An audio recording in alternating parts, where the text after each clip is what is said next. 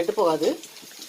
பச்சையாக போட்டோன்னா ஏன்னா 10 நிமிஷம் தண்ணியில் போட்டு ஊற வைக்கிறோம் பார்த்தீங்களா, அதனால் பூஜைத்தன்மை வந்து வரணும். தான் இந்த மாதிரி நெய்யில் வறுத்துட்டோன்னா நமக்கு வந்து கெட்டு போகாது, வச்சு சாப்பிட்லாம். ஃப்ரிட்ஜெலாம் வைக்க தேவையில்லை, வெளில வச்சு சாப்பிட்லாம். ஏன்னா அதனால எல்லாமே வந்து பாசிப்பயிரெலாம் வறுத்து செய்கிறது.